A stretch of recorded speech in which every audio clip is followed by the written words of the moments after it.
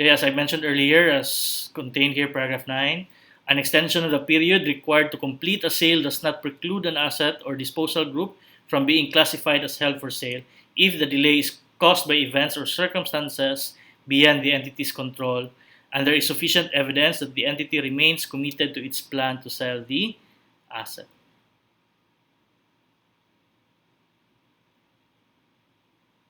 Okay. Number 10 would also be a good source of question class. What if the disposal of the asset class will not be done through a sale but instead by exchange of asset? You give up one asset and in return, instead of being paid cash, you would receive an asset. Would that make the asset, should that make your asset, should you now reclassify your asset as being held for sale? The answer is yes if the exchange has commercial substance class. And again, if you recall in past 16 class, an exchange will have commercial substance if it will result in a change or alteration in the cash flows of the entity. So if you give up a car class and in return you get a car, then that would not be considered as uh, an asset held for sale as contemplated in PFRS 5. It must be of different nature class enough to cause a change in the cash flows of the entity. Here in paragraph 12 class, if the criteria are met only after the reporting period class, okay, meaning the condition by which it can now be sold or that the sale only became highly probable after the end of the reporting period. For the current reporting period class, do not reclassify it yet because for this current reporting period, it has not met the criteria pa man. So, if the end of the reporting period is December but the criteria was met only on February class, do not change the presentation for your December financial statement.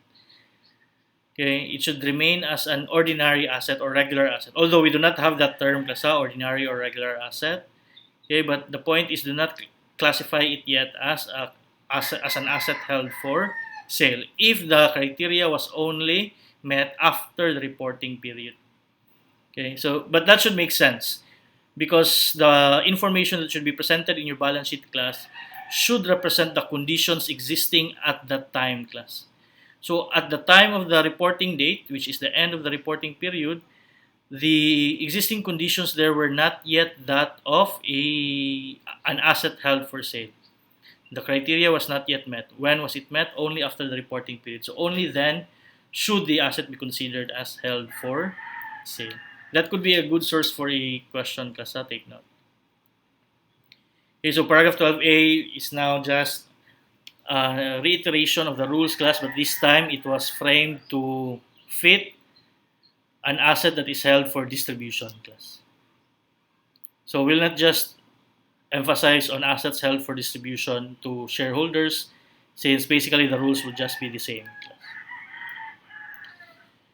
Now, how about assets that are to be abandoned class? They are not going to be sold, okay, but we are going to stop using them, okay. How then should they be classified? Should they be classified as an asset held for sale? The answer is no, because just because it is abandoned doesn't mean that we intend to recover its value through sale. If you are not going to use it class, then that just means the only way that you're going to recover the value is through continuing use. It's your problem if you will not avail of that benefit from the asset. Okay? But why is the standard mentioning this one if in the first place it will not be covered by PFRS 5? Even if it is not held for sale class, but because you have abandoned it, then that group of asset could now be considered as a discontinued operation. So previously, this group of assets were capable of generating their own cash, but because you have now abandoned it class, that group of asset will now be considered as a discontinued operation, and that is where PFRS 5 can become relevant. Okay, it will not be considered as an asset held for sale, but the results of its operations would now be reported as prescribed by PFRS 5 concerning discontinued operations. Okay, so we've mentioned paragraph 15 already. An entity shall measure a non-current asset or a disposal group classified as held for sale at the lower of its carrying amount and fair value less cost to sell. An entity shall measure a non 15A would just be the equivalent provision for assets held for distribution class. An entity shall measure a non-current asset classified as held for distribution to owners at the lower of its carrying amount and fair value less cost to distribute.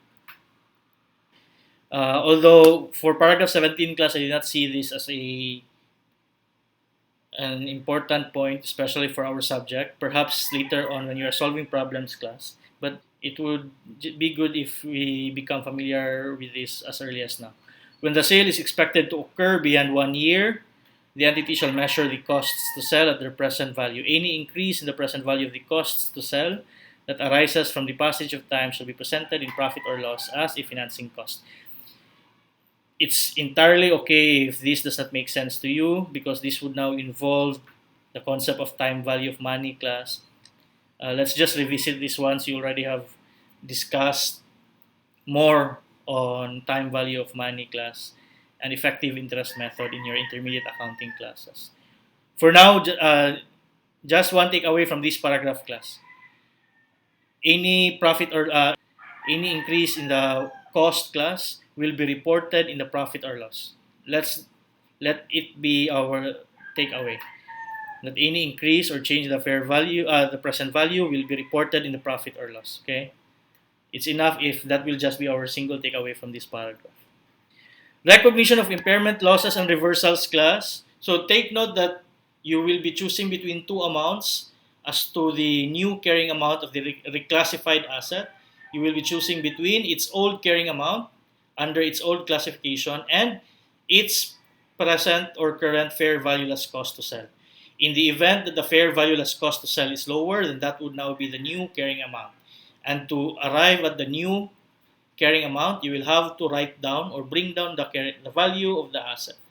And by bringing down the value of the asset, that will result in the recognition of an impairment loss.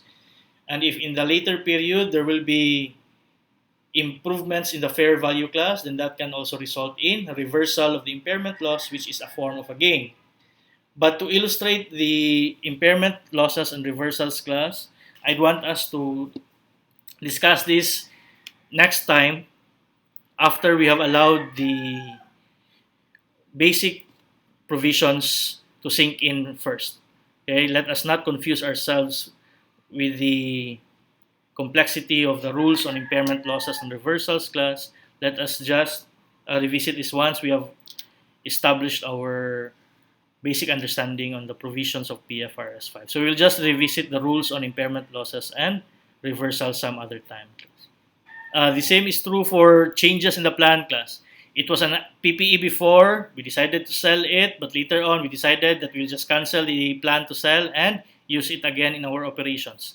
Okay, there are issues there as to the valuation because the carrying amount will have to be adjusted or updated, and this is where the difficult problems will come in for this topic. Okay, but for us who are just discussing theories class, it would be enough if you are just familiar as to what will happen. Okay, so if an entity has classified an asset as held for sale or as held for distribution to owners, but the criteria as provided earlier are no longer met, meaning the sale is no longer highly probable or we no longer have the plan to sell it class, the entity shall cease to classify the asset as held for sale. That makes sense. If the criteria are no longer present, then it's no longer correct to continually recognize it as an asset held for sale.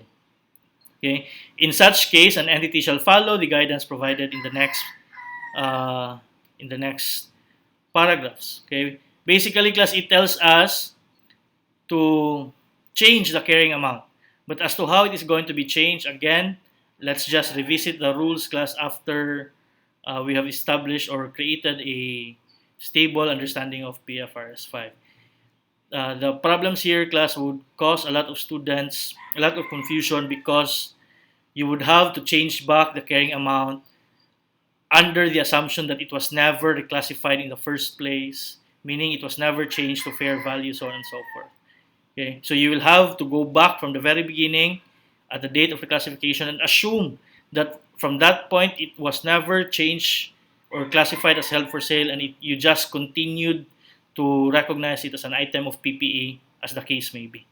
Okay, but again, we'll just revisit this the next time, class. Okay, the rules that I'm referring to are provided in paragraph 27.